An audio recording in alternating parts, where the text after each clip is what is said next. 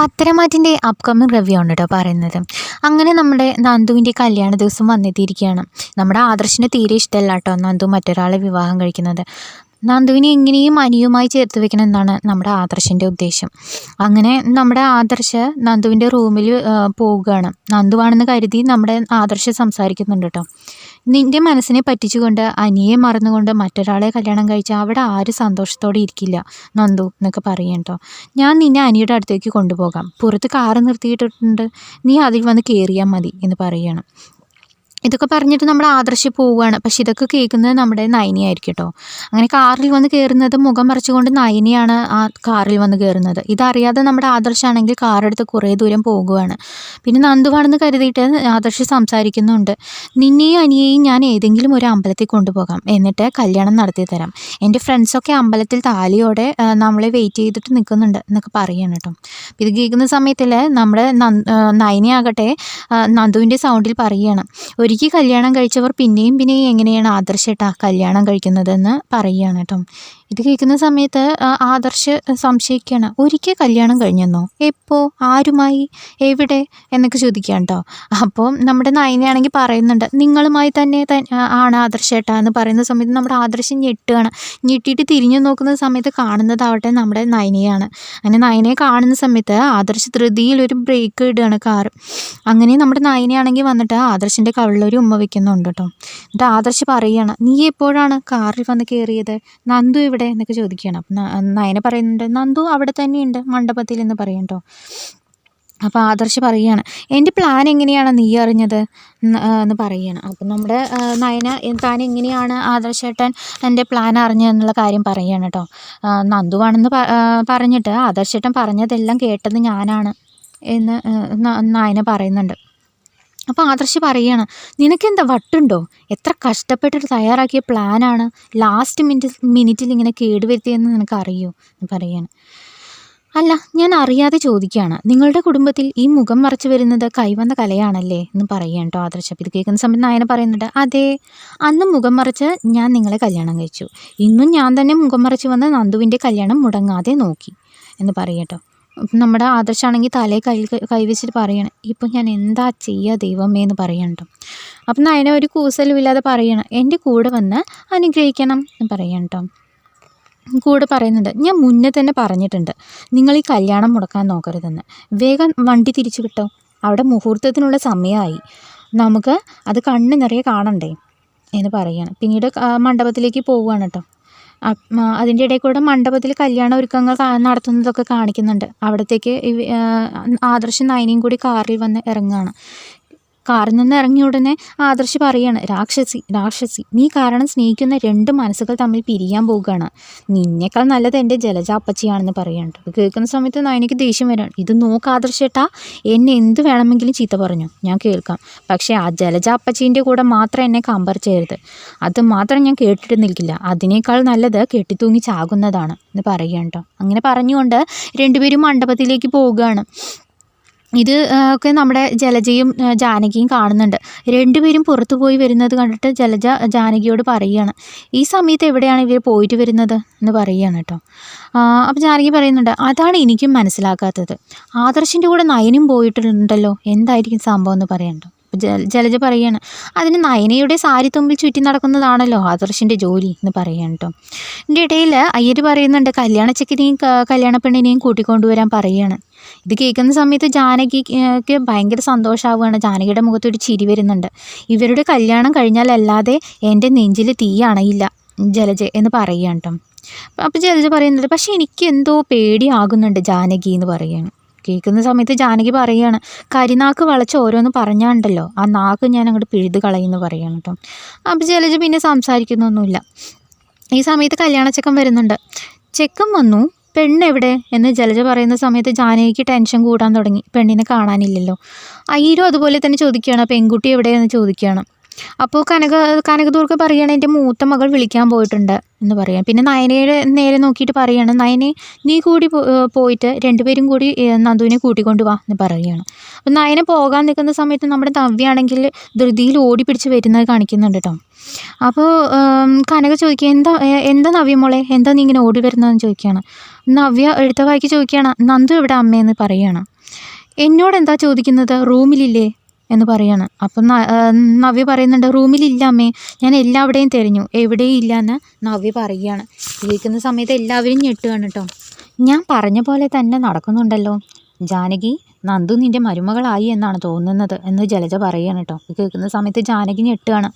ഇതിൻ്റെ ഇടയിൽ നയനയാകട്ടെ ആദർശിനെ രൂക്ഷമായി നോക്കുകയാണ്, നന്നായി ഒന്ന് നോക്കിക്കൊണ്ടിരിക്കുകയാണ്. ഇത് കാണുന്ന സമയത്ത് ആദർശ് ചോദിക്കുന്നുണ്ട്, നീ എന്താ എന്നെ ഇങ്ങനെ നോക്കുന്നത്, ഞാൻ നിൻ്റെ കൂടെ തന്നെയല്ലേ ഉള്ളതെന്ന് പറയാം കേട്ടോ. അപ്പം നയന പറയണം, പിന്നെ നന്ദു എവിടേക്കാണ് പോയത് എന്ന് പറയണം. അപ്പോൾ ആദർശ് പറയുന്നുണ്ട്, എനിക്കറിയില്ല, ഞാൻ നിൻ്റെ കൂടെ തന്നെയല്ലേ ഉള്ളത് എന്ന് പറയണം. മുത്തശ്ശി കനകയോട് പറയുന്നുണ്ട് കേട്ടോ, നന്ദു എവിടെ പോയി കനകയെന്ന് ചോദിക്കുകയാണ്. ഈ അമ്പലത്തിൽ തന്നെ എവിടെയെങ്കിലും ഉണ്ടാവും, ശരിയായി നോക്കാതെ എല്ലാവരുടെയും മുന്നിൽ ഇങ്ങനെ കാണാനില്ല എന്ന് പറയുകയാണോ ചെയ്യേണ്ടത് നവ്യെന്ന് മുത്തശ്ശി ചീത്ത പറയുന്നുണ്ട് കേട്ടോ നവ്യെ. ഇടയിൽ കൂടെ നമ്മുടെ ദേവയാനി ആട്ടെ പറയുകയാണ്, എല്ലാവരും ഇവിടെ തന്നെ ഇരുന്നാൽ എങ്ങനെയാണ്, ആദ്യം പോയി എല്ലാവിടെയും നോക്കാം, കനകേ നീ നടക്കും നമുക്ക് നോക്കാമെന്ന് പറയുകയാണ് കേട്ടോ. അങ്ങനെ എല്ലാവരും കൂടിയിട്ട് നമ്മുടെ നന്ദുവിനെ തിരയാനായി പോകാൻ നിൽക്കുകയാണ്. പിന്നീട് ജലജ ആരോടോ ഫോണിൽ സംസാരിച്ച് നിൽക്കുന്നതായിട്ട് കാണിക്കുന്നുണ്ട് കേട്ടോ. എന്നിട്ട് ജലജ വന്ന് പറയാണ്, ജാനകി അനിയെ വീട്ടിൽ കാണാനില്ലത്രേ, ഇപ്പോൾ സെക്യൂരിറ്റി വിളിച്ച് വെച്ചതേ ഉള്ളൂ എന്ന് പറയട്ടെ. ഇത് കേൾക്കുന്ന സമയത്ത് ദേഷ്യം വരുന്ന ജാനകി ആകട്ടെ തൊള്ളയിടുകയാണ്. എങ്ങോട്ടാണ് ഇപ്പോൾ എല്ലാവരും കൂടി തിരയാൻ പോകുന്നത്, മണ്ഡപത്തിൽ നിന്നും അവളെ രക്ഷപ്പെടാൻ സഹായിച്ചത് തന്നെ നിങ്ങളല്ലേ എന്ന് നയനയെയും ആദർശിനെയും നോക്കി പറയുകയാണ്. അപ്പോൾ ദേഷ്യം വരുന്ന നയന പറയുന്നുണ്ട്, ഇളമ എന്തൊക്കെയാണ് പറയുന്നത് എന്ന് പറയുകയാണ് കേട്ടോ. നിങ്ങൾ രണ്ടുപേരും ഇപ്പോൾ പുറത്തു നിന്നല്ലേ വന്നത് എന്ന് പറയുകയാണ് ജാനകി. അപ്പോൾ നയന പറയുന്നുണ്ട്, അതിനിപ്പോൾ എന്താ എന്ന് പറയുകയാണ്. നിങ്ങളായിരിക്കും അവളെ ഇവിടെ നിന്നും കൊണ്ടുപോയത് എന്ന് പറയുക. അപ്പോൾ ആദർശ് പറയുന്നുണ്ട്, ഇളയമ്മേ നിങ്ങൾ എന്തൊക്കെയാണ് പറയുന്നത്, നന്ദുവിന് എന്താണ് സംഭവിച്ചതെന്ന് അറിയാതെ ഞങ്ങളിവിടെ ഓടി നടക്കുമ്പോൾ ഞങ്ങളെ തന്നെ കുറ്റക്കാരാക്കുകയാണോ എന്ന് പറയുകയാണ്. അതിൻ്റെ ഇടയിൽ അജയൻ ഇടപെടുന്നുണ്ട്, ജാനകി നീ എന്താ പറയുന്നത്, എൻ്റെ കൺമുന്നിലാണ് നയനയും ആദർശം പുറത്തു പോയത്, പിന്നെ തിരിച്ചു വരികയും ചെയ്തു, പിന്നെ എന്തിനാണ് അവരെ കുറ്റം പറയുന്നത് എന്ന് പറയുകയാണ്. അപ്പോൾ ജാനകി പറയുകയാണ്, നിങ്ങൾക്കൊന്നും അറിയില്ല, നിങ്ങളവിടെ മിണ്ടാതിരിക്കും, ഇപ്പോൾ ഇത്ര ധൃതിയിൽ ഈ മണ്ഡപത്തിൽ നിന്നും പുറത്തു പോകേണ്ട ആവശ്യം ഇവർക്ക് എന്താണുള്ളത് എന്ന് പറയുകയാണ്. അതിൻ്റെ ഇടയിൽ ജയനെ ഇടപെടുന്നുണ്ട്, നമ്മളിപ്പോൾ നന്ദുവിനെ തിരിയാതെ ഇങ്ങനെ സംസാരിച്ച് നിന്നിട്ട് എന്താ കാര്യം എന്ന് പറയുകയാണ്. അപ്പം ജലജ പറയുന്നുണ്ട്, കാണാതായവരെ തിരിയാം, അല്ലാതെ ഇങ്ങനെ ഓടിപ്പോയവരെയല്ല എന്ന് പറയണം കേട്ടോ. അപ്പം ദേഷ്യം വരുന്ന നയനയാകട്ടെ അപ്പച്ചി എന്ന് പറഞ്ഞ് തൊള്ളിയിടാണ്. നീ എന്തിനാ ദേഷ്യപ്പെടുന്നത്, ഇതൊക്കെ നിങ്ങൾ ചേച്ചി അനിയത്തിമാർക്ക് പുതിയ കാര്യമൊന്നും അല്ലല്ലോ, നിൻ്റെ ചേച്ചി കല്യാണത്തിൽ നിന്നും ഓടിപ്പോയതവളല്ലേ, എന്താ പോയില്ലേ എന്ന് പറയണം. ഇത് കേൾക്കുന്ന സമയത്ത് നവിക്ക് ദേഷ്യം വരുന്നുണ്ട്. നവി പറയുന്നുണ്ട്, ഇതിപ്പോൾ ആവശ്യമുള്ള കാര്യമാണോ എന്ന് ചോദിക്കുകയാണ്. എന്താ എൻ്റെ അമ്മ പറഞ്ഞത് നുണയൊന്നുമല്ലല്ലോ, നീ എൻ്റെ കൂടെയല്ലേ ഓടി വന്നതെന്ന് അബിയും പറയുന്നുണ്ട് കേട്ടോ. അപ്പോൾ ദേവയാനി പറയാണ്, മതി നിർത്ത്, എവിടെ എന്താണ് പറയേണ്ടതെന്ന് നിങ്ങൾക്ക് അമ്മയ്ക്കും മകനക്കും അറിയില്ലേ, കല്യാണ മണ്ഡപത്തിൽ എല്ലാവരുടെയും മുന്നിൽ വെച്ച് എന്തിനാണ് ഇങ്ങനെയൊക്കെ സംസാരിക്കുന്നതെന്ന് പറയുകയാണ്. പിന്നീട് ദേവയാനി ജാനകിയെ നോക്കിക്കൊണ്ട് പറയുന്നുണ്ട്, ജാനകി നീ ആദ്യം ഈ ജലജയുടെ കൂടെയുള്ള കൂട്ട് നിർത്തിക്കോ, അതാണ് നിനക്ക് നല്ലത് എന്ന് പറയുകയാണ് കേട്ടോ. അപ്പോൾ ജാനകി പറയുന്നുണ്ട്, ചേച്ചി നിങ്ങൾക്കൊന്നും അറിയില്ല, നമ്മളറിയാതെ എന്തോ നടക്കുന്നുണ്ട്, എല്ലാം പ്ലാൻ ചെയ്യുന്നത് ചേച്ചിയുടെ മരുമകൾ നയനയാണ് എന്ന് പറയുകയാണ്. ഇത് കേൾക്കുന്ന സമയത്ത് ആദർശിന് ദേഷ്യം വരുന്നുണ്ട്, ഇളയമ്മേ ആദ്യം തൊട്ട് തന്നെ നയന നന്ദുവിൻ്റെ കല്യാണം നടക്കണമെന്നാണ് പറഞ്ഞുകൊണ്ടിരിക്കുന്നത്, അല്ലാതെ ഇളയമ്മ പറഞ്ഞ പോലെ ഒരിക്കലും ചിന്തിച്ചിട്ടില്ല, എന്തിനാണ് അനാവശ്യമായി നയനയുടെ മേലെ പഴിചാരുന്നതെന്ന് ആദർശ് പറയുകയാണ്. ഇതിൻ്റെ ഇടയിൽ കനക പറയുന്നുണ്ട്, നിങ്ങൾ എന്താ പറഞ്ഞത്, എൻ്റെ മകൾ നയന ഞങ്ങളുടെ കുടുംബത്തിൻ്റെ അന്തസ്സ് പോകുന്നത് പോലെയുള്ള കാര്യങ്ങൾ ജീവൻ പോയാലും ചെയ്യില്ല, അറിഞ്ഞറിഞ്ഞുകൊണ്ട് അവളുടെ അനിയത്തിയുടെ ജീവിതം പാഴാക്കാൻ അവൾ നോക്കൂ എന്ന് പറയുകയാണ്. അപ്പോൾ ജലജ ഇടപെടുന്നുണ്ട്, മതി നിർത്ത്, നിങ്ങളുടെ നാടകങ്ങൾ, നിങ്ങളുടെ ഉദ്ദേശം എന്താണെന്ന് ഇവിടെയുള്ള എല്ലാവർക്കും അറിയാം, മുന്നേ നിൻ്റെ 2 മക്കളുടെ കല്യാണം എങ്ങനെയാണ് നടത്തിയത്, നീ എന്തൊക്കെ കള്ളത്തരങ്ങൾ പറഞ്ഞിട്ടുണ്ട്, എന്തൊക്കെ നാടകങ്ങൾ കളിച്ചിട്ടുണ്ട്, എല്ലാം എല്ലാവർക്കും അറിയാം. ഇപ്പോൾ ഈ പുതിയ നാടകം കളിക്കുന്നത് നിൻ്റെ 3ാമത്തെ മകളെയും കൂടി ഞങ്ങളുടെ വീട്ടിലേക്ക് അയക്കാൻ വേണ്ടിയല്ലേ എന്ന് ജലജ പറയുന്നുണ്ട് കേട്ടോ. കേൾക്കുന്ന സമയത്ത് നയനയ്ക്ക് ദേഷ്യം വരികയാണ്. അപ്പച്ചി മതിയാക്കിക്കോ, ഇനി ഒരു വാക്ക് എൻ്റെ കുടുംബത്തെ പറ്റി തെറ്റായി പറഞ്ഞാൽ കല്യാണത്തിന് വന്ന അതിഥിയെ അപമാനിക്കരുത് എന്നുള്ള കാര്യം ഞാൻ മറക്കും. ആ ഒരൊറ്റ കാരണം കൊണ്ടാണ് നിങ്ങളുടെ പല്ല് ഞാൻ അടിച്ചു കൊഴിക്കാത്തത് എന്ന് ശക്തമായ ഭാഷയിൽ തിരിച്ചടിക്കുകയാണ്. ഇത് കേൾക്കുന്ന സമയത്ത് നവ്യയും പറയുന്നുണ്ട്, എനിക്ക് എൻ്റെ അനിയത്തിക്കുള്ള അത്ര കൂടി ക്ഷമയില്ല.